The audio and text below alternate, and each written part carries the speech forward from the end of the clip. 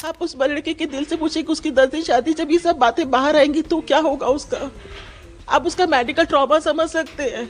ऐसा नहीं है कि सिर्फ औरतों का रेप होता है, आदमियों का भी होता है। थार लेकर आया, जोर से उसे बड़ी स्पीड से लाया, उसे जोर से मारा, वो तो बच गया, मैं नहीं तो उसी दिन में एक्सीडेंट हो गया था।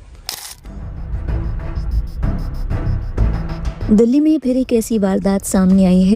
नाम की एक शख्स गई और इसकी पॉलिसी के मुताबिक हम आपको दिखा और हमारी प्रॉपर्टी है, क्या हम अपनी प्रॉपर्टी पे खड़े नहीं हो सकते? हम बस उस दिन मेरे हस्बैंड किसी काम से आए थे घर, हम लोग बाहर खड़े हुए थे, सिर्फ अपने बेसमेंट के गेट पे सिर्फ खड़े हुए थे हम लोग। इतनी देर में एक लड़का आया, शुभम यादव, उसे मेरे हस्बैंड को पकड़ लिया। मैं अपने हस्बैंड को बचाने लगी तो इतनी देर में पिंटू यादव नाम का बंदा आया, थार लेकर, उससे इतनी तेज थार रोकी कि बस मेरे हस्बैंड मरते मरते बचे उस दिन। उसने बाहर हमारी पूरी दीवार भी तोड़ दी है, आप लोग जाके देख भी सकते हैं। उसके बाद उसने मेरे हस्बैंड को मारना शुरू कर दिया, उसके बेटे ने मुझे मारना शुरू कर दिया, विकास यादव ने, पिंटू यादव ने और शुभम यादव ने मेरे हस्बैंड को मारना शुरू कर दिया। मेरे हस्बैंड को इससे पहले कि बचाते उन्होंने वहाँ जमीन पे गिरा दिया पेड़ के पास, और मुझे भी बहुत दूर धक्का दे के मारा। मेरी छाती पे भी हाथ रखा, उन्होंने मेरे पेट पे लात मारी, मेरे बाल नोचे गए। इस तरह से एक मुझे इतना बेइज्जत किया गया। मैंने जब पीछे पलट के देखा तो मेरे हस्बैंड को वो घसीट के बेसमेंट में लेके जा रहे थे, और वो पिंटू बोल रहा था कि इसके हाथ पैर तोड़ेंगे, इसको रॉड से मारेंगे, इसे नीचे लेके जाओ, कोई कुछ नहीं कर सकता, और कोई मैं किसी को भी जेल नहीं होने दूंगा, कुछ नहीं होगा, कोई हमारा कुछ नहीं बिगाड़ सकता।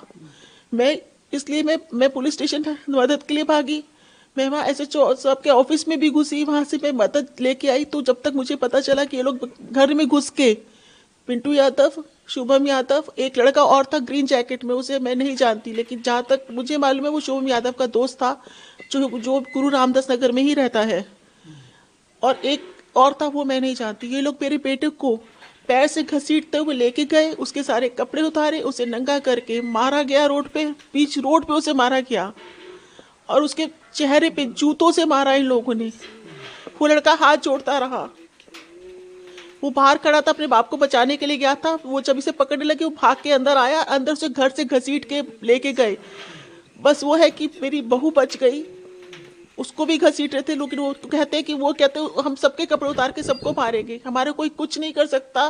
प्रशासन क्या होता है, कुछ नहीं, पैसों से खरीदा जाता है प्रशासन। 10 दिन बाद आपके घर में शादी होनी थी? हाँ जी। किसकी शादी हुई थी? मेरे बेटे की, जिसको मारा है। नंगा करके जिसको मारा? हाँ जी।